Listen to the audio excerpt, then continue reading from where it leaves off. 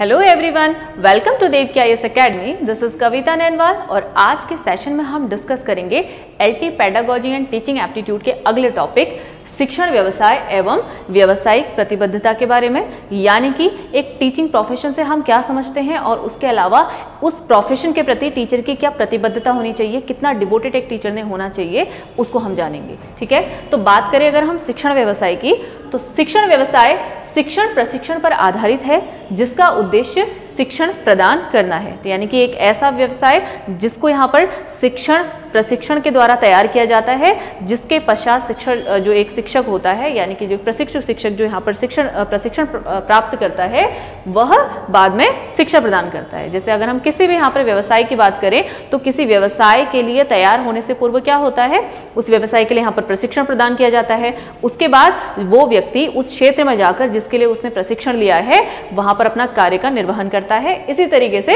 शिक्षण व्यवसाय भी यही चीज है कि शिक्षण के लिए यहाँ पर पहले उसको यहाँ पर ट्रेनिंग दी जाएगी। जैसे अगर आप बात करें कोई भी हमारे डीएलएड के कैंडिडेट हो, बीएड के कैंडिडेट हो, तो वो क्या करते हैं, यहाँ पर पहले यहाँ पर जो है टीचिंग ट्रेनिंग प्राप्त करते हैं और उसके बाद जो है शिक्षा प्रदान करते हैं। ठीक है, तो शिक्षण व्यवसाय ऐसा व्यवसाय जो कि शिक्षण प्रशिक्षण पर आधारित है तथा जिसका उद्देश्य शिक्षा प्रदान करना होता है।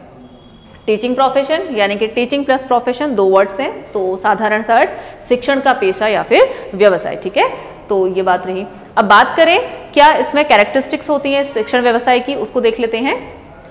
शिक्षण व्यवसाय दीर्घकालिक विशिष्ट प्रशिक्षण। ठीक है, तो शिक्षण व्यवसाय में यहाँ पर जो होता है दीर्घकालिक विशिष्ट प्रशिक्षण दिया जाता है। कोई यहाँ पर कुछ फ्यू मंथ्स की ट्रेनिंग नहीं होती, बल्कि एक पर्टिकुलर पीरियड में जो है यहाँ पर टीचर्स को ट्रेनिंग प्रोवाइड की जाती है। जैसे हम बात करें डीएलएड या फिर बीएड की, 2 साल का आपका पाठ्यक्रम होता है, या फिर अगर हम इंटीग्रेटेड बीएड कोर्स की बात करें तो 4 वर्ष का जो है यहाँ पर एक ट्रेनिंग प्रोग्राम रखा जाता है। कोई शॉर्ट टर्म यहाँ पर 15 दिन या 1 महीने की ट्रेनिंग नहीं दी जा रही, बल्कि यहाँ पर एक दीर्घकालिक यानी कि एक लॉन्ग टर्म जो है आपको ट्रेनिंग प्रोवाइड की जाती है टीचिंग प्रोफेशन में।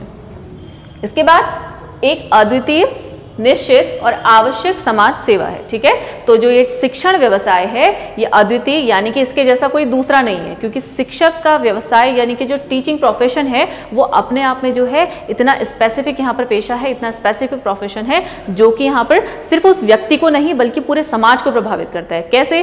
क्योंकि एक शिक्षक जो होता है वो कई लोगों को शिक्षा दे रहा है, कई बच्चों को यहाँ पर इफेक्ट कर रहा है और वही बच्चे हमारा भावी समाज है। तो इसलिए हम कह सकते हैं कि एक अद्वितीय, एक जो है बिना जिसको हम किसी से कंपेयर नहीं कर सकते, अपने आप में जो है एक अलग सा प्रोफेशन है। निश्चित है, ठीक है, निश्चित रूप से दिया जाता है। यहाँ पर निश्चित रूप से जो है एक शिक्षक व्यवसाय यहाँ पर तैयार किया जाता है शिक्षकों को। और आवश्यक समाज सेवा है। ठीक है, तो एक नेसेसरी नीड है सोसाइटी की एक शिक्षक, क्योंकि भावी समाज को तैयार करने में, एक सही रूपरेखा देने के लिए बच्चों को तैयार करने में जो है शिक्षक का रोल रहता है। तो एक आवश्यक समाज सेवा है। आचरण संबंधी नियम। ठीक है, तो अगर हम शिक्षक व्यवसाय की बात करें तो शिक्षक का व्यवहार किस प्रकार का होना चाहिए, कक्ष में जाकर उसे किस प्रकार से आचरण करना है, किस प्रकार से अपने आप को जो है एक आदर्श रूप में यहाँ पर बच्चों के समक्ष प्रस्तुत करना है, ताकि शिक्षक को यहाँ पर फॉलो करके बच्चे भी क्या है जो है एक आदर्श रूप को यहाँ पर प्राप्त कर सके, यानी कि आदर्श व्यवहार के लिए स्वयं को तैयार कर पाए। ठीक है, तो कैसे व्यवहार करना चाहिए उससे संबंधित यहाँ पर नियम होते हैं शिक्षण व्यवसाय में। अपनी सेवाओं के प्रदर्शन में बौद्धिक कार्यों पर बल। ठीक है, तो टीचर का जो एक टीचर है उसका कार्य क्या होता है, यहाँ पर बच्चों को शिक्षा प्रदान करना होता है। तो जिस वक्त तो अपना सेवा दे रहा है, यानी कि जब कक्षा में शिक्षण प्रदान कर रहा है, तो क्या करेगा, बौद्धिक कार्यों पर बल, यानी कि किस प्रकार से अपने इंटेलिजेंस को यहाँ पर यूज करके कैसे वो क्रिएटिव चीजें करे जिससे कि बच्चों को जो है इफेक्टिव तरीके से वो यहाँ पर टीचिंग दे पाए। तो बौद्धिक कार्यों पर बल दिया जाता है। इसके अलावा जवाबदेही। ठीक है, तो अगर हम बात करें किसी भी व्यवसाय की, तो हर व्यवसाय में उस व्यवसाय से संबंधित व्यक्ति की कुछ ना कुछ जवाबदेही रहती है। इसी प्रकार से जो एक शिक्षक है वो न सिर्फ यहाँ पर छात्रों के प्रति बल्कि समाज के प्रति भी यहाँ पर या फिर राष्ट्र के प्रति हम कहें जवाबदेह होता है, क्योंकि उसी के जो हाथों में कह सकते हैं ये जिम्मा है कि उसको यहाँ पर किस प्रकार का समाज तैयार करना है। ठीक है, एक अच्छा समाज तैयार करने में यहाँ पर शिक्षक का बड़ा रोल है, तो कह सकते हैं कि उसकी जवाबदेही होती है। इसके बाद सेवा रूप में कार्य न कि आर्थिक लाभ के लिए। ठीक है, तो जो शिक्षक का व्यवसाय है इसमें जो उसको ट्रेनिंग दी जा रही है इस प्रकार से दी जानी है कि इस प्रकार से दी जाती है कि वो सेवा रूप में कार्य करे, ना कि अपने किसी आर्थिक लाभ के लिए। यानी कि जैसे अगर हम अदर बिजनेस की बात करें तो किसी भी बिजनेस का जो यहाँ पर पर्पज होता है मोस्टली क्या होता है, अच्छा पैसा अर्न करना। लेकिन टीचिंग प्रोफेशन ऐसा प्रोफेशन है जहां पर टीचर का जो मोटिव है, टीचर की जो इंटेंशन है वो ये नहीं होनी चाहिए कि इस प्रोफेशन के थ्रू हमें पैसा कमाना है, बल्कि अपने साथ साथ स्वयं का विकास तो करना ही है, बल्कि उसके साथ साथ या उससे भी जो ज्यादा इंपॉर्टेंट उसका जो रोल रहेगा वो क्या रहेगा, बच्चों का विकास करना। ठीक है, तो बच्चों के जितने भी हमारे जो विकास के पक्ष हैं उन सभी का विकास करना, तो वो एक शिक्षक का लक्ष्य होना चाहिए। इसलिए सेवा रूप में कार्य करना चाहिए, न कि आर्थिक लाभ को ध्यान में रखकर एक शिक्षक ने कार्य करना चाहिए। तो ये जो है शिक्षक व्यवसाय है। बात करें अगर हम शिक्षा व्यवसाय की थोड़े से इतिहास की तरफ की, तो इतिहास में अगर हम बात करें जो सबसे पुराना हमारा प्राचीन इतिहास रहा है, यानी कि आदिकालीन या फिर जो बौद्धकालीन जो समय था, उस समय पर शिक्षण एक आदर्श व्यवसाय के रूप में व्याप्त था। ठीक है, तो जैसे कि अगर आपने पहले के जितने भी यहाँ पर जो पढ़े होंगे आदर्शवाद के जितने भी हमने ये जो टीचर्स थे या फिर जो शिक्षाविद थे उनके बारे में जाना होगा, तो वहाँ पर का एक माहौल इस प्रकार का था जहाँ पर जो गुरु है उसका बहुत बड़ा रोल था। ठीक है, गुरु को जो है यहाँ पर जो है बहुत आदर्श रूप में देखा जाता था, गुरु के ऊपर बहुत ज़्यादा कह सकते हैं कि बहुत एक आदर्श नागरिक बनाने की जो रिस्पॉन्सिबिलिटी होती थी। तो शिक्षण एक आदर्श व्यवसाय के रूप में था, कहाँ, जो आदिकाल है या फिर बौद्धकाल में, जिसमें बालकों को शारीरिक, मानसिक एवं आध्यात्मिक विकास की ओर अग्रसर किया जाता था। ठीक है, तो अगर हम बात करें आदिकालीन बौद्धकालीन की, तो इस समय में जो शिक्षक का यहाँ पर रोल था या फिर शिक्षक की जो एक छवि थी या व्यवसाय था, उसको बहुत ही आदर्श रूप में देखा जाता था, जिसमें एक शिक्षक का लक्ष्य होता था बालक का सर्वांगीण विकास करना। अगर हम बात करें किसी भी समय की, किसी भी दौर की, तो हर जगह यही है कि बालकों का ही हमें सर्वांगीण विकास करना है। ठीक है, लेकिन जो एक सही रूप में एक जो कह सकते हैं आत्मीयता के साथ, या फिर जो है मतलब एक टीचर जो है बिल्कुल एक हार्टली अगर कहीं पर जो है बालकों के हित में सोचकर अगर शिक्षण प्रदान करता था, तो वो था आदिकालीन या बौद्धकालीन जो है समय। ठीक है, तो इसके बाद हम आते हैं मध्यकालीन समय में। तो मध्यकालीन जो आपका समाज था, वहाँ पर शिक्षक व शिक्षक व्यवसाय को उच्च स्थान प्राप्त है। ठीक है, तो यहाँ पर भी जितने भी शिक्षक यहाँ पर जो है टीचिंग प्रोवाइड करते थे, जैसे मध्यकाल को जो अगर हम बात करें तो कहीं ना कहीं मुगल काल भी इसी को कहा जाता है। तो वहाँ पर जो मौलवी थे जो यहाँ पर मदरसों में शिक्षा प्रदान करते थे, वहाँ पर उन्हें जो है यहाँ पर उच्च स्थान प्राप्त था, यानी कि एजुकेशन को वहाँ पर भी वैल्यू दी जाती थी। ठीक है, ये बात रही मध्यकाल की। उसके बाद अगर हम ब्रिटिश काल में आ जाते हैं, तो वहां पर जाकर जो है थोड़ा सा शिक्षा की स्थिति खराब हो गई। भारत की हम बात कर रहे हैं, भारत में जब ब्रिटिश काल यहाँ पर शुरू हुआ था, तो वहां पर से भारत में इस प्रकार की शिक्षा दी जाने लगी जिसके द्वारा भारत में क्लैरिकल फोर्स को तैयार किया जाए, ना कि यहाँ पर बच्चों के स्वयं के विकास के लिए, उनके आध्यात्मिक विकास के लिए, उनके नैतिक या धार्मिक विकास के लिए शिक्षा दी जाए, बल्कि उनको सिर्फ जो है जो अंग्रेजों के अंडर यहाँ पर जो क्लैरिकल वर्कफोर्स जो काम करेगी उसके लिए उनको तैयार किया जाए। तो इसलिए जो शिक्षा शासन के नियंत्रण में चली गई। ठीक है, ब्रिटिश काल में क्योंकि उन्होंने अंग्रेजों ने राज किया, तो लगभग जो सारे डिपार्टमेंट्स थे वो उनके अंडर आ गए थे, तो शिक्षा भी जो थी शासन के नियंत्रण में चली गई और शिक्षकों की अपनी जो प्रशासनिक और अनुदेशनात्मक सत्ता नहीं रही। ठीक है, तो इसमें क्या हुआ, अब टीचर जो है वो अपने अकॉर्डिंग यहाँ पर जो है टीचिंग प्रोवाइड नहीं कर रहे, या फिर जो है इंडियन गवर्नमेंट या जो भारत का शासन है वो यहाँ पर अब कुछ यहाँ पर उसका रोल नहीं रह गया। ब्रिटिश शासन ही अब ये तय कर रहा है कि किस प्रकार की शिक्षा जो है भारत के नागरिकों को दी जानी है, किस प्रकार का यहाँ पर, किस प्रकार से उनको यहाँ पर तैयार किया जाए कि वो हमारे काम आ सके। ठीक है, तो कह सकते हैं अब वहां पर जो है क्लैरिकल वर्कफोर्स तैयार की जा रही है, तो वहां पर नैतिक शिक्षा, धार्मिक शिक्षा और मूल्यों की शिक्षा बिल्कुल नहीं दी जा रही है, सिर्फ अपने काम के लिए तैयार किया जा रहा है। तो यहाँ पर जो है शिक्षकों की भी जो है अगर कहें तो इनके व्यवसाय में जो है आदर्श रूप में इसमें कमी आई। ठीक है, क्योंकि जो है पूरी तरीके से अंग्रेजों के अधीन यहाँ पर शिक्षा व्यवस्था आ गई थी। उसके बाद जब भारत आजाद हुआ, यानी स्वतंत्रता प्राप्ति के बाद की बात करें, तो अध्यापक स्थिति में सुधार हेतु अब यहाँ पर प्रयास किए जाने लगे। ठीक है, तो एक हमने शिक्षा व्यवसाय किस किस प्रकार का था उसके बारे में यहाँ पर थोड़ा सा हमने समझा कि शुरू में जो था यहाँ पर शिक्षक व्यवसाय को बहुत ही उच्च कोटि की दृष्टि से देखा जाता था, और धीरे धीरे जब ब्रिटिश काल यहाँ पर आया, तो ब्रिटिश काल के दौरान यहाँ पर जो शिक्षा की नीतियाँ हैं इस प्रकार की लागू की गई कि शिक्षा का स्तर जो है वो ऐसा बना दिया गया कि वहाँ पर नैतिक मूल्य जो है उनको बिल्कुल किनारे कर दिया गया। ठीक है, केवल वहाँ पर वर्कफोर्स के लिए जो है लोगों को एजुकेशन दी जाती थी। और उसके बाद जब भारत स्वतंत्र हुआ, तो उसके बाद जो है शिक्षा में कैसे सुधार किए जाएं, इसके लिए अलग अलग आयोगों की स्थापना की गई। जैसे कि अगर हम बात करें उच्च शिक्षा में सुधार कैसे किए जा सकते हैं, तो उसके बाद भारत में शिक्षा से संबंधित पहला आयोग बनकर तैयार हुआ, विश्वविद्यालय शिक्षा आयोग, और उसके बाद जो है मुदालियर आयोग या कोठारी आयोग, ऐसे ऐसे आयोग बने जिन्होंने यहाँ पर ना सिर्फ यहाँ पर भारत में शिक्षा की स्थिति, बल्कि जो शिक्षक हैं उनकी स्थिति में भी सुधार के लिए जो है अलग अलग यहाँ पर जो है सुझाव प्रस्तुत किए थे सरकार के समक्ष। ठीक है, तो यहाँ से थोड़ा सा अध्यापकों की स्थिति में सुधार आना शुरू होता है। अब बात करें शिक्षक व्यवसाय की। ठीक है। तो शिक्षक व्यवसाय के कुछ यहाँ पर जो है कैरेक्टरिस्टिक्स को हम देखते हुए चलते हैं। वर्तमान की अगर हम बात करें तो एक प्रोफेशन के रूप में जो है शिक्षा का व्यवसाय विकसित हुआ है, ठीक है। तो प्रोफेशन के रूप में विकसित मतलब अब यहाँ पर जैसे हमने पहले कहा कि इसकी विशेषता क्या होती है, सेवा रूप में कार्य करना, ना कि आर्थिक लाभ के लिए। लेकिन अगर आज की डेट में आप देखेंगे जितने भी यहाँ पर प्रोफेशंस हैं वो कहीं ना कहीं अर्निंग की दृष्टि से यहाँ पर अडैप्ट किए जा रहे हैं, ठीक है।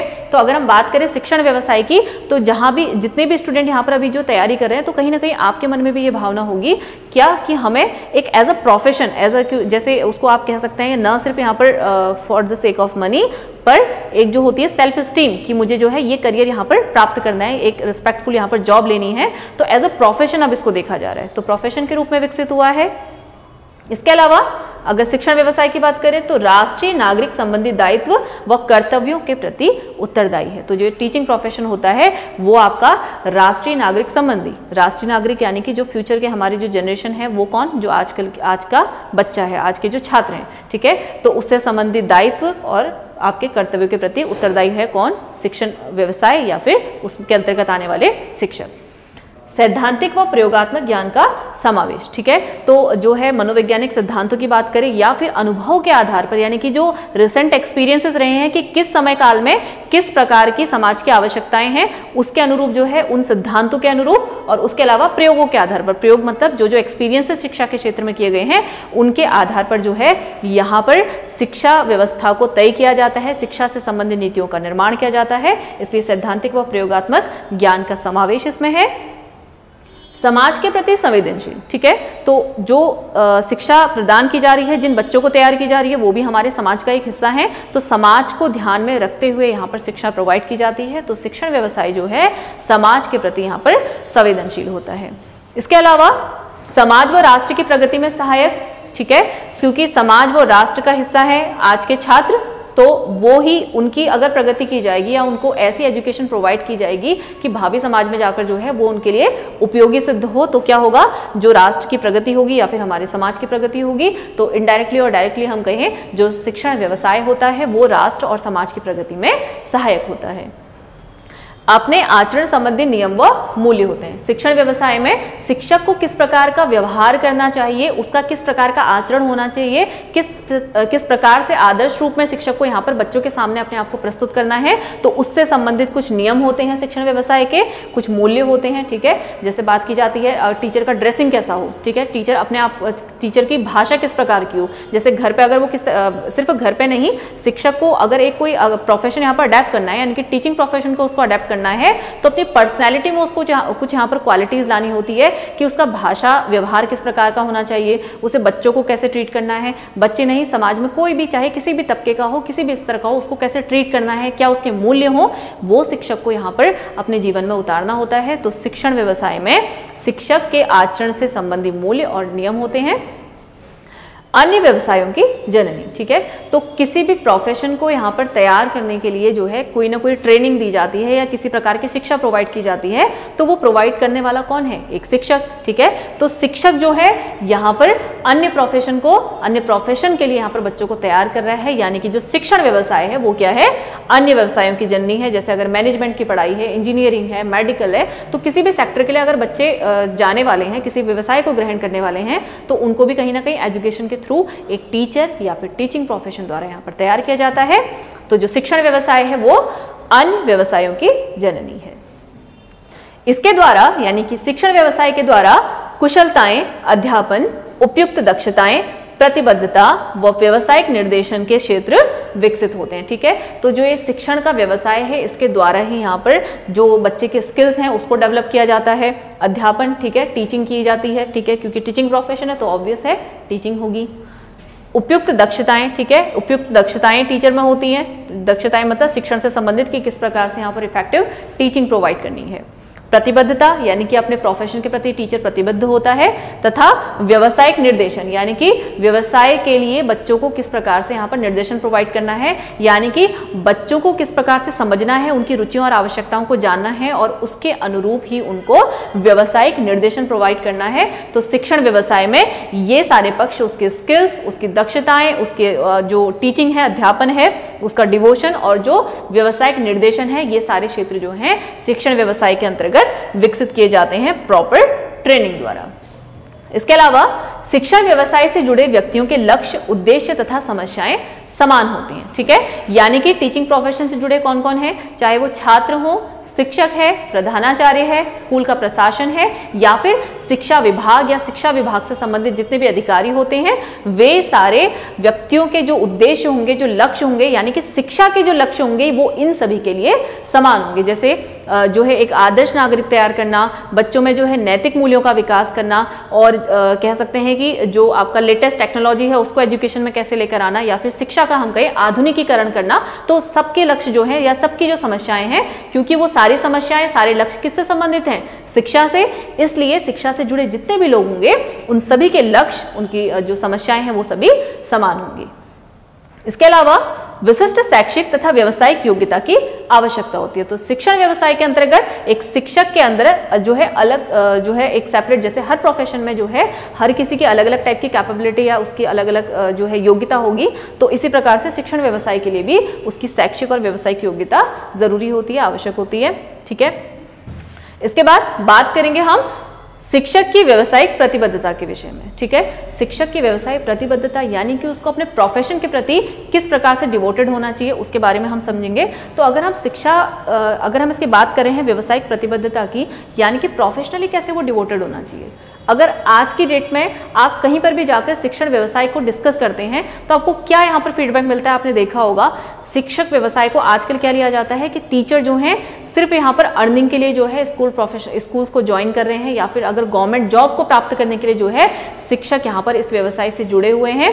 तो शिक्षकों की जो व्यावसायिक प्रतिबद्धता है, यानी कि जो डिवोशन है, अब वो यहाँ पर सेवा कार्य वाला नहीं रह गया, इस पर्पज से नहीं रह गया कि उनको समाज का विकास करना है, बल्कि वो इस प्रोफेशन को इसलिए ज्वाइन करने हैं क्योंकि उन्हें जो है एक सेल्फ स्टीम उनकी पूरी हो रही है, यानी कि जो है एक आइडेंटिटी उनकी बन रही है कि मैंने इस प्रोफेशन को अडॉप्ट किया है, या फिर अर्निंग के पर्पज से जो है यहाँ पर उसको ज्वाइन किया जा रहा है। कह सकते हैं कि शिक्षकों में मूल्यों का ह्रास हो गया है। तो अगर आप कहीं भी शिक्षक की बात करें तो शिक्षक की छवि जो है आज की डेट में बहुत पॉजिटिव नहीं रह गई। तो टीचर्स को जरूरत है कि अपने प्रोफेशन के प्रति डिवोटेड रहें, इसलिए उनको जो है बार बार जो है ट्रेनिंग के दौरान इस तरीके की बातें बताई जाती हैं, जैसे उनको दर्शन समझाया जाता है, उनको जो बच्चे हैं उनका मनोविज्ञान सिखाया जाता है, ताकि टीचर जो है बच्चों को समझ करके उनके आवश्यकता अनुरूप यहाँ पर शिक्षण प्रदान करे, और उसको करने के लिए, उस कार्य को करने के लिए टीचर जो है डिवोटेड हो। तो बात करें अगर हम इसके विषय में या फिर इससे रिलेटेड क्या क्या कोटेशंस यहाँ पर अलग अलग आयोगों ने दी है, तो वो इस बारे में क्या कहते हैं कि शिक्षक कितना जरूरी है, या शिक्षक का जो व्यवसाय है या जो शिक्षक की प्रतिबद्धता है वो क्यों यहाँ पर जरूरी है, क्योंकि टीचर ही जो है यहाँ पर शिक्षा प्रदाता है, तो शिक्षक का जो रोल है बहुत इंपॉर्टेंट हो जाता है। तो इसी की व्याख्या करते हुए अलग अलग आयोगों ने यहाँ पर अलग अलग बात कही है। जैसे बात करें शिक्षा आयोग की, या जो हमारा कोठारी आयोग भी है, भारतीय शिक्षा आयोग 1964-66 का, संपूर्ण शिक्षा व्यवस्था में शिक्षक एक महत्वपूर्ण तत्व है, ठीक है। तो शिक्षक की महत्ता को जानते हुए जो शिक्षा आयोग है वो भी कहता है कि जो हमारा पूरा ये एजुकेशन सिस्टम है वहां पर एक महत्वपूर्ण तत्व का कार्य कौन करेगा, एक शिक्षक करेगा। इसके अलावा अगर हम बात करें ये जो शिक्षा आयोग है इसकी, तो एक लाइन इसने बहुत जो एक प्रचलित लाइन है वो कही थी कि जो भारत का निर्माण है, वो भारत के भविष्य का जो निर्माण है वो यहाँ की कक्षाओं में हो रहा है, ठीक है। और कक्षाओं में जो निर्माण करने वाला जो कार्य करता है वो कौन है, शिक्षक होता है। तो शिक्षक की इतनी इंपॉर्टेंस है कि एक भविष्य का निर्माण वो कर रहा है, भविष्य का निर्माण जो है कह सकते हैं कि भविष्य का प्रदाता है, वो एक अच्छे नागरिक यहाँ पर प्रोड्यूस करने वाला जो व्यक्ति है। तो शिक्षक के ऐसे इंपॉर्टेंस को जो है यहाँ पर कोठारी आयोग भी कहता है। इसके अलावा माध्यमिक शिक्षा आयोग 1952 में जो बनकर तैयार हुआ था, 53 में इसने अपनी रिपोर्ट दी थी, ठीक है, जिसको हम मुदालियर आयोग के नाम से भी जानते हैं। तो ये क्या कहता है, एक शिक्षक उसकी निजी विशेषताएं, शैक्षिक योग्यताएं, व्यवसायिक प्रशिक्षण तथा वह स्थान जो वह समाज तथा विद्यालय में प्राप्त करता है आदि सभी शैक्षिक पुनर्रचना का प्रतिनिधित्व करती हैं, ठीक है। यानी कि टीचिंग प्रोफेशन की बात अगर हम करें, यानी कि टीचर जो है, क्योंकि टीचिंग प्रोफेशन या टीचर एक ही बात है, अगर हम इसकी बात करें तो उसकी जो निजी विशेषताएं होती हैं, यानी कि टीचर की जो अपनी पर्सनल क्वालिटीज हैं, उसकी शैक्षिक योग्यताएं, ठीक है, तो जो उसका एजुकेशनल क्वालिटीज हैं, उसकी जो एबिलिटीज हैं, उसके अलावा व्यवसायिक प्रशिक्षण, उसको जो है प्रोफेशनल यहाँ पर शिक्षण प्रोफेशन के लिए जो यहाँ पर ट्रेनिंग दी जा रही है, और वह स्थान यानी कि जो उसकी पोजीशन है, ठीक है, पोजीशन यानी कि एक तरीके से हम ये नहीं कह रहे कि टीचर तो अपने आप में एक पोजीशन है, एक उसका जो है पोस्ट है, लेकिन उसकी महत्ता के संबंध में अगर हम कहें कि उसका जो स्थान है जो वह समाज तथा विद्यालय में प्राप्त करता है, ठीक है, यानी कि टीचर की जो भी क्वालिटीज हैं, जो भी उसकी जो है कैरेक्टरिस्टिक्स हैं, ठीक है, उसके अलावा जो उसको यहाँ पर जो ट्रेनिंग प्रोवाइड की गई है, और उसके अलावा जो उसको यहाँ पर एक पद प्राप्त है, जो एक प्रतिष्ठा प्राप्त है, न सिर्फ उसके स्कूल में बल्कि समाज में जो प्राप्त है, तो वो जो प्राप्त करता है ये शैक्षिक पुनर्रचना का प्रतिनिधित्व करती हैं। यानी कि शैक्षिक पुनर्रचना यानी कि किस प्रकार की शिक्षा जो है किस यहाँ पर समाज में दी जा रही है, या फिर शिक्षा में क्या क्या सुधारों की आवश्यकता होनी चाहिए, यानी कि किस प्रकार की पुनर्रचना यहाँ पर शिक्षा के संबंध में की जाए, इसका प्रतिनिधित्व करता है कौन? शिक्षक की सारी क्वालिटीज, ठीक है। तो शिक्षक इस प्रकार से यहाँ पर इंपॉर्टेंट हो जाता है। बात करें लैम की, तो उनकी डेफिनेशन में कहा गया है शिक्षक बालकों के मस्तिष्क में केवल ज्ञान के तत्वों को ही विकसित नहीं करता बल्कि चरित्र निर्माण के तत्वों को भी विकसित करता है। तो टीचर का रोल यहाँ पर इस प्रकार का है कि सिर्फ वो जो है बच्चों की नॉलेज एनहांस नहीं कर रहा बल्कि उनके कैरेक्टर डेवलप करने में भी एक इंपॉर्टेंट रोल प्ले कर रहा है, ठीक है, ऐसा कहते हैं लैम। और दूसरे शब्दों में वह छात्रों के मस्तिष्क में साहस, शिष्टता तथा आत्मज्ञान के बीज बोता है, ठीक है। तो वो सिर्फ यहाँ पर जो है टीचर का काम इतना यहाँ पर लिमिटेड नहीं है कि वो सिर्फ यहाँ पर ज्ञान प्रोवाइड करे, बल्कि बच्चों में जो कुछ यहाँ पर बेसिक क्वालिटीज हैं, चाहे वो साहस, शिष्टता और आत्मज्ञान की बात हो, उनको भी यहाँ पर डेवलप करने का कार्य एक टीचर करता है। इसके अलावा राष्ट्रीय शैक्षिक संघ 1985 ये क्या कहता है, इसको देख लेते हैं। शिक्षण समाज के लिए कल्याणकारी कार्य है, ठीक है। शिक्षण जो है यानी कि जो टीचिंग है वो समाज के लिए कल्याणकारी कार्य है। यह ललकार युक्त समस्याओं को उपस्थित करता है, यानी कि जितने भी चैलेंजेस हमारे सोसाइटी के बीच में आते हैं उसको जो है यहाँ पर उपस्थित करता है, जो सामाजिक विकास के लिए अनिवार्य है, ठीक है। तो ऐसे जो भी चैलेंजेस जिसमें यहाँ पर वर्क किया जाना है समाज के लिए, ऐसे कार्य जिससे समाज में सुधार आएगा, समाज का विकास होगा, उसके लिए अनिवार्य है, ठीक है। तो शिक्षण जो है इतना इंपॉर्टेंट इन्होंने कहा ऐसा कार्य है जो कि समाज की प्रगति में सहायक है, समाज के सुधार में यहाँ पर इंपॉर्टेंट है। अब बात करें शिक्षण प्रतिबद्धता के आयामों की, ठीक है। मुख्य रूप से इसके 5 पक्ष 5 आयाम हैं जिसको हम डिस्कस कर लेते हैं, ठीक है। अधिगमकर्ता के प्रति, यानी कि अधिगमकर्ता के प्रति शिक्षक की कैसी प्रतिबद्धता होती है, यानी कि शिक्षण व्यवसाय हम कहें तो शिक्षण व्यवसाय किस प्रकार से अधिगमकर्ता यानी कि जो लर्नर्स हैं, जो हमारे स्टूडेंट हैं, उसके प्रति किस प्रकार से प्रतिबद्ध है, ठीक है। तो इसकी अगर हम बात करें, क्योंकि जो शिक्षा है वो जो दी जा रही है वो बच्चों के लिए दी जा रही है, तो बच्चों को ध्यान में रखकर ही या फिर बच्चों के सर्वांगीण विकास के लिए यहाँ पर शिक्षा दी जानी है, तो कहीं ना कहीं अधिगमकर्ता के प्रति जो है ये शिक्षण व्यवसाय प्रतिबद्धित है, ठीक है। इसके बाद समाज के प्रति, ठीक है। अब समाज के प्रति क्यों है, एक शिक्षक जो है वो जितनी भी यहाँ पर समाज में चल रही समस्याएं हैं उसके प्रति पहले तो एक शिक्षक को जागरूक होना चाहिए, और उसके समाधान किस प्रकार से शिक्षा के क्षेत्र में अपने योगदान द्वारा शिक्षक कर सकता है उसको भी जो है यहाँ पर शिक्षक ने देखना है, ठीक है, कि समाज की क्या समस्याएं हैं उसको जानना, उसके प्रति जागरूक होना, और उसके लिए यहाँ पर क्या क्या समाधान किए जा सकते हैं उनको खोजकर उनका निर्वहन करना, ठीक है। इसके अलावा उद्यम के प्रति, ठीक है, तो यानी कि जो प्रोफेशन के प्रति जो है अपने प्रोफेशन जो यानी कि जो शिक्षण व्यवसाय है उसके प्रति भी शिक्षक की प्रतिबद्धता होती है, यानी कि अपने प्रोफेशन के प्रति जो है डिवोशन एक टीचर के अंदर होना चाहिए कि कैसे जो है अपने प्रोफेशन के प्रति जो है वो एक यूनिफॉर्मिटी लाए, ठीक है, एक आत्मीयता की भावना का विकास करे, तो ये सारी बातें। इसके अलावा उत्कृष्टता प्राप्ति के लिए, ठीक है, कोई भी प्रोफेशन में कोई भी व्यक्ति जो है बेस्ट से बेस्ट करना चाहता है, इसी प्रकार से अगर हम बात करें शिक्षण व्यवसाय की तो उत्कृष्टता प्राप्ति के लिए शिक्षण व्यवसाय प्रतिबद्ध है।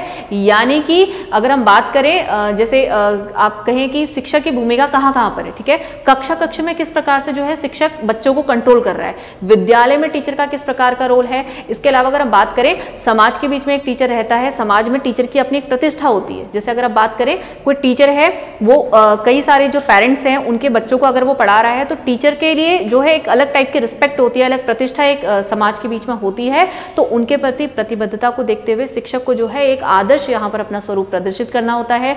उसके अलावा उत्कृष्ट ढंग से कैसे वो यहाँ पर जो है शिक्षण कार्य को करता है वो टीचिंग प्रोफेशन के लिए यहाँ पर इंपॉर्टेंट है, या फिर उसका जो है एक प्रकार से वो उसमें प्रतिबद्धता है, यानी कि उसके लिए वो बाउंड है, उसके लिए डिवोटेड है, ठीक है, ये बातें। इसके अलावा मौलिक मानवीय मूल्यों के प्रति। ठीक है, तो जितने भी आपके मानवीय मूल्य होते हैं उनके प्रति भी यहाँ पर शिक्षक की या फिर शिक्षण व्यवसाय की प्रतिबद्धता होती है। यानी कि शिक्षक में जो है यहाँ पर ईमानदारी का गुण होना चाहिए, एक शिक्षक के अंदर जो है निष्पक्षता होनी चाहिए, यानी कि हर एक व्यक्ति को जो है वो समान रूप से समान नजर से देखे। उसके अलावा बात करें शिक्षक की तो उसमें वस्तुनिष्ठता होनी चाहिए, यानी कि भेदभाव की भावना नहीं रखनी है। ठीक है, जैसे हम बात करते हैं मूल्यांकन में बार बार एक वस्तुनिष्ठता वर्ड यूज करते हैं, यानी कि टीचर की पर्सनालिटी का बच्चों के जो कॉपीज चेक कर रहा है तो मूल्यांकन कर रहा है उसमें प्रभाव ना पड़े। इसी प्रकार से समाज में जब टीचर किसी को देख रहा है, किसी को समझने का प्रयास कर रहा है तो वहां पर भी उसकी निष्पक्षता होनी चाहिए, उसमें वस्तुनिष्ठता होनी चाहिए। उसके अलावा टीचर में जो है राष्ट्र के प्रति जो है प्रेम हो, उसके राष्ट्र के प्रति भक्ति की भावना हो, क्योंकि अगर टीचर जो है समाज व राष्ट्र के प्रति भक्ति भावना रखता होगा, अपने राष्ट्र से प्रेम करता है, तभी राष्ट्र के लिए या समाज के लिए तैयार करने वाले नागरिकों को जो है वो यहाँ पर अच्छी शिक्षा प्रोवाइड करेगा, एक अच्छे इंटेंशन से यहाँ पर जो है शिक्षा प्रोवाइड करेगा। ठीक है, तो उसके अलावा बात करें जो मानवीय मूल्य हैं, जो बच्चों में उसने मानवीय मूल्यों का यहाँ पर विकास करना है, तो सबसे पहले टीचर ने अपने अंदर उन क्वालिटीज को बिल्ड करना है। टीचर में जो है यहाँ पर रेगुलरिटी होनी चाहिए, एक अनुशासन की भावना होनी चाहिए। ठीक है, तो उसमें ऐसे मूल्य होने चाहिए जिनका विकास उसे आने वाले समाज में करना है। तो इस प्रकार से हम कह सकते हैं कि जो शिक्षण का व्यवसाय है या फिर डायरेक्टली और इनडायरेक्टली जो शिक्षक है वो हमारा पूरे समाज के प्रति, राष्ट्र के प्रति, उन लर्नर्स के प्रति जो है